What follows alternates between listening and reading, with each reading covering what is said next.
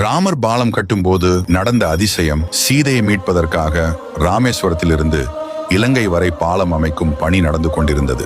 அப்பொழுது பாலத்தோட அளவு கம்மியாக இருப்பதை ஜாம்பவான் கவனிக்கிறார். இதனால் ஒவ்வொருவராக தான் செல்ல முடியும். வேலையை எப்படி சீக்கிரமாக முடிப்பது என்று யோசித்துக் கொண்டிருக்க, அப்போது பணிகளை பார்க்க வந்த ராமரிடம், ராமா, பாலத்தின் அளவு குறைவாக இருப்பதால் ஒவ்வொருவராக மட்டும்தான் செல்ல முடியும் என்கிறார் ஜாம்பவான். உடனே பாலத்தின் மீது நடக்கிறார் ராமர். அவரோட பாதம் பட்டதும் கடல் வாழ் உயிரினங்கள் அனைத்தும் ஒன்றுக்கு ஒன்று நெருங்கியபடி நின்று ராம தரிசனம் கிடைத்த எண்ணி மகிழ்ந்தன. இதனால் பாலமும் அகலமாக தெரிந்தது. உடனே ஜாம்பவானிடம், இந்த கடல் வாழ் உயிரினங்களின் மீது நடக்க முடியுமான்னு கேட்கிறார் ராமர். அதற்கு ஜாம்பவான் சிரித்தபடியே, அது எப்படி ராமா முடியும்? பாரம் தாங்காமல் கடலுக்குள் அல்லவா விழநேரிடும் என்றார். படைகளை முன்னோக்கி செல்ல சொல்லுங்கள் என்றார் ராமர். அனைவரும் ராமநாமம் ஜெபித்தபடியே நம்பிக்கையுடன் சென்றனர். ராம பணிக்கு பயன்படுகிறோம் என்று கடல் வாழ் உயிரினங்களும் வலியை பொறுத்து கொண்டது.